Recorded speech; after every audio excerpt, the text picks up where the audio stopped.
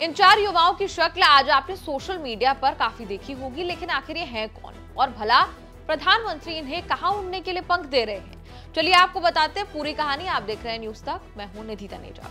ये 4 धुरंधर दरअसल एस्ट्रोनॉट्स हैं और इन्हें गगनयान एस्ट्रोनॉट ट्रेनिंग के लिए चुना गया है और उसी के लिए प्रधानमंत्री इन्हें पंख दे रहे हैं, यानी कि विंग पहना रहे हैं। इन चारों के पास फाइटर जेट्स उड़ाने का अनुभव है और गगनयान मिशन के लिए फिलहाल इन चारों की ट्रेनिंग चल रही है। प्रधानमंत्री मोदी ने आज केरल के विक्रम साराभाई स्पेस सेंटर में पहुंचकर इन चारों अंतरिक्ष यात्रियों के नाम की घोषणा की। Group captain Prashanth Balakrishnan Nair, group captain Ajit Krishnan, group captain Angad Pratap, wing commander Shubhanshu Shukla. प्रधानमंत्री ने कहा कि ये केवल 4 नाम नहीं है, बल्कि ये वो ताकत है जो 140 करोड़ भारतीयों को अंतरिक्ष में ले जाएगी। हम सब स्टैंडिंग ओवेशन दे करके तालियों से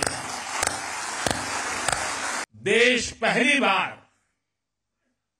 अपने 4 गगनयान यात्रियों से परिचित हुआ।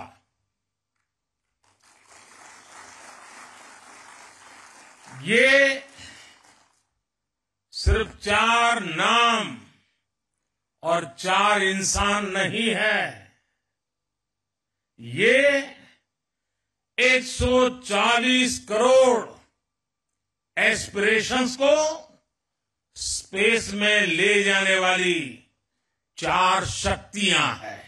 आपको बता दें कि गगनयान मिशन के लिए सैकड़ों पायलट्स का टेस्ट हुआ और इसके बाद इनमें से 12 को चुना गया।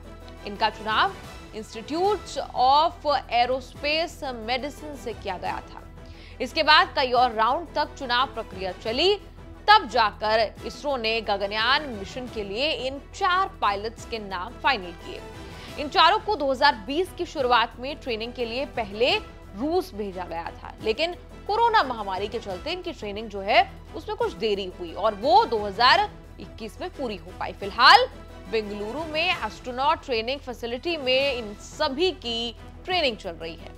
आपको बता दें, इसरो के ह्यूमन स्पेस फ्लाइट सेंटर में कई तरह के सिमुलेटर्स लगाए जा रहे हैं, जिन पर ये चारों प्रैक्टिस कर रहे हैं। ये लगातार उड़ान भी कर रहे हैं और फिटनेस पर भी ध्यान दे रहे हैं। अब आपके मन में एक सवाल होगा कि क्या ये चारों के चारों शख्स जो हैं वो क्या गगनयान मिशन पर जाएंगे? तो आपको बता दें कि ये चारों गगनयान मिशन पर उड़ान नहीं भरेंगे। इनमें से केवल 2 या 3 टेस्ट पायलट गगनयान मिशन के लिए चुने जाएंगे।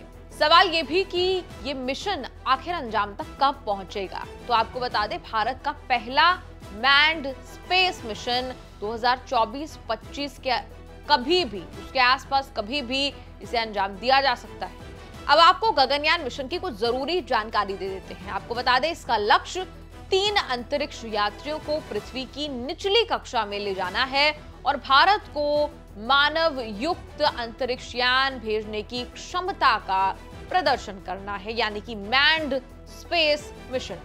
गगनयान मिशन के सफल होने पर भारत दुनिया का ऐसा चौथा देश बन जाएगा जिसने अंतरिक्ष में मानव युक्त मिशन भेजा हो। इससे पहले अमेरिका, रूस और चीन ये उपलब्धि हासिल कर चुके हैं।